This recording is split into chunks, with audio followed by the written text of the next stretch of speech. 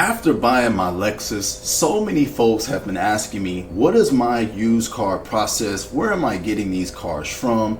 And in today's video, I'm going to do something a little bit different here on the channel. If you notice, we're not in the car, we're actually on Facebook Marketplace. And there's going to be some tips and tricks that I want to share, at least my tips and tricks that I want to share with you about how I'm navigating this used crazy car market in 2025. So if you're interested in maybe just some story time, the way my mind works, or you're looking for some real tips and tricks, feel free to watch this video. And everybody in the comment section below, share your guidance and helps and tools that you're using to navigate finding good, best, cheap used car deals while staying debt free, staying away from car payments.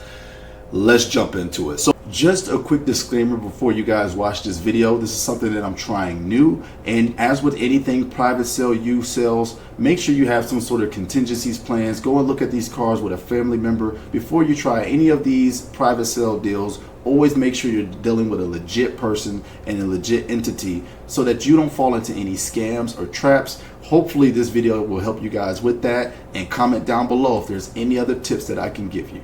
All right, enjoy the video. So if you've watched my channel, you know my last 3 cars have been cars that I've bought in cash from Facebook Marketplace. Yes, no debt, no payments, straight up cash. And before I even go further with this video, I do want to say it is a gamble. It is a 50-50. You do have to take a risk. Nothing is guaranteed on Facebook Marketplace. There's been duds, there's been lemons, there's been great cars, there's been gems. You have to use your own discernment. So I, Shields Media, am not guiding you to do this verbatim. Use your own discretion and use your own common sense. So let's look at some live examples of what's out here in Toyota Lexus land. I'm going to stay with these types of cars because this is my area. These are the cars that I look for. So I don't look for any other type of cars, okay?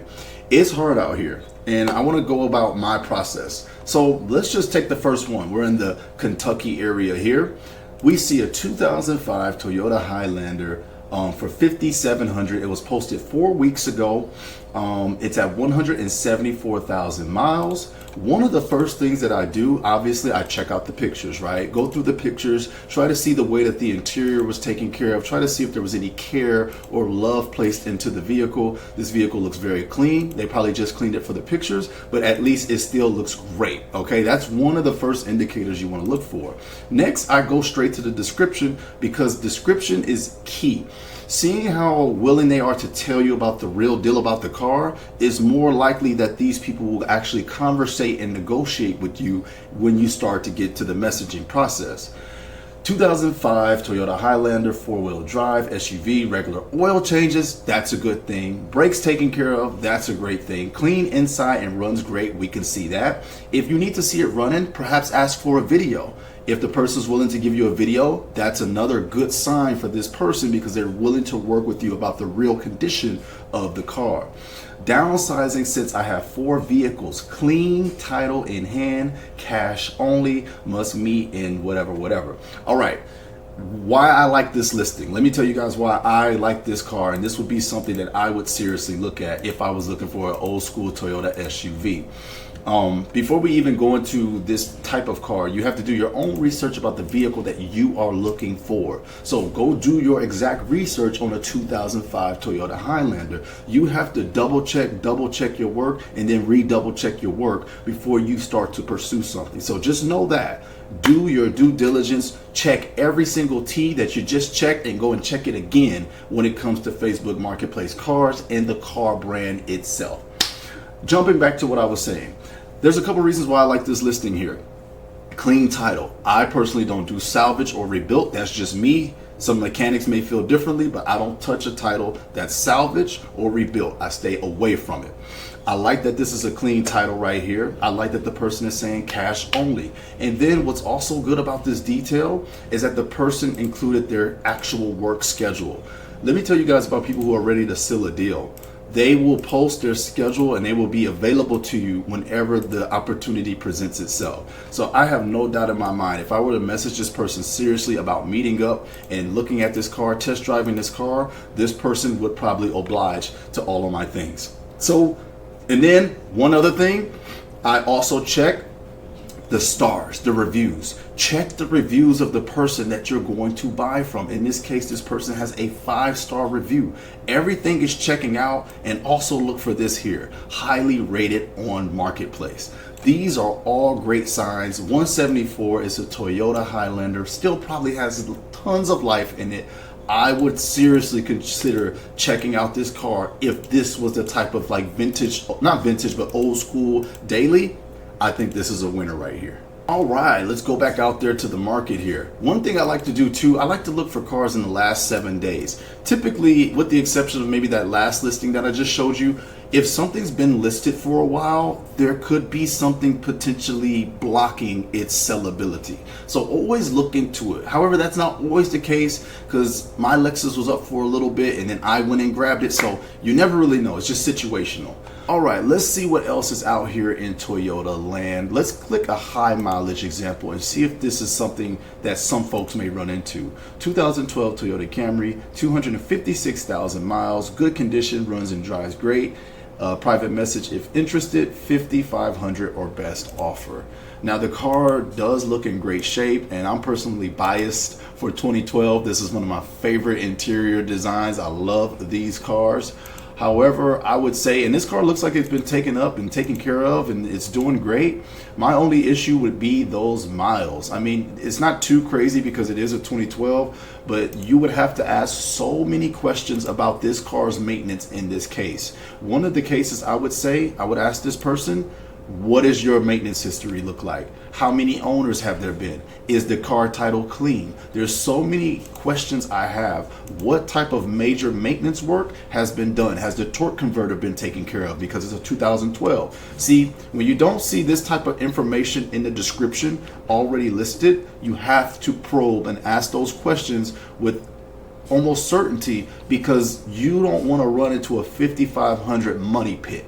So you gotta do your due diligence. While this thing may look beautiful and clean, and I have no doubt that they've taken care of the car. I mean, the car on a physical level looks great. There's a little dent here though. See that? See, as the more that I'm going through the pictures, I'm analyzing and I'm making this critical thought process of should I invest my time, my money, my hard-earned revenue into this car? And for me personally, I wouldn't touch this. I would walk away. I wouldn't even get this person started because 55 is a little bit too much for a 2012 Camry with almost 300,000 miles on it. So this is a great example of what I would actually stay away from. Yes, it's a 2012, I'm biased for it, but I would not go for this particular deal. I would talk this person down to at least 3K. 35 would be my highest, but that's me highballing this. I technically think it's maybe somewhere between 25 to 300 to 3K.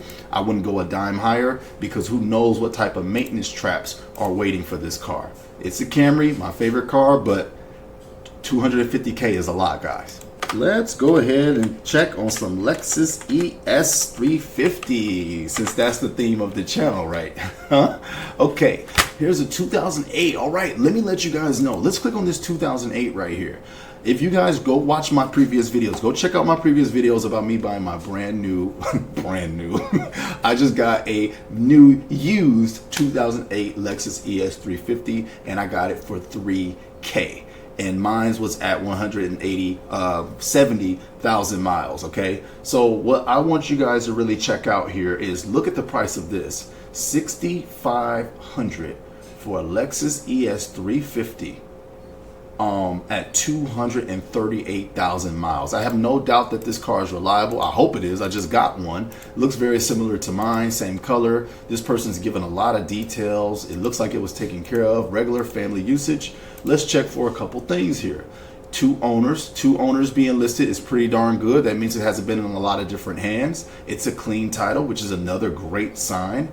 Nice clean Lexus, daily driver, great gas mileage, uses no oil. I don't know what that means. Motor replaced 100K, oil pan being busted, not interested in trades, and if it's listed, it's available. So this car has had a pretty interesting history. We can see here that the motor was replaced 100K. So this car has some history here. Okay, that doesn't necessarily void it and make it a terrible car, but immediately drops it on my list. All right, what I do like is that this person provided numerous photos of the undercarriage. The engine bay looks clean. The car for the most part looks family used and looks taken care of. But once again, in this case right now, if I wouldn't drop 55 for a 2012 Camry, there's no way I would drop 65 for a 2008 Lexus ES at 238. You have to avoid these sort of deals, guys. But these are the only deals that are out there these days. But I'm telling you, continue to look, be diligent in your search.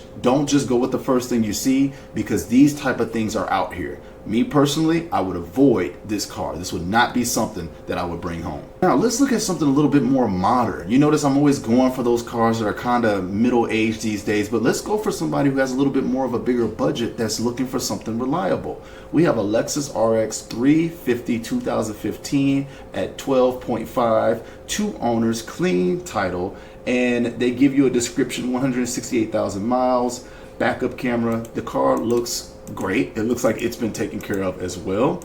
Questions I would ask this person is, again, what is the maintenance history? I think the maintenance history is extremely important. I do like that they're including photos of the undercarriage and any potential rust and things that are under the body. Unfortunately, this person doesn't exactly have a review listing, but that's not the end all be all. Click on the person's profile, make sure that they are a real actual human being, and then if you're interested in what you see, proceed to start a conversation with them. I think this car looks great. Would I go for it? Yes, I would go for this one. This would be one that I would love to buy outright in cash. 168K does not bother me at all when it comes to Toyota or Lexus. That is nothing. There's still plenty of life left in this car. And if I was trying to stay debt-free, stay away from car payments, this would be the type of car that I would potentially go for.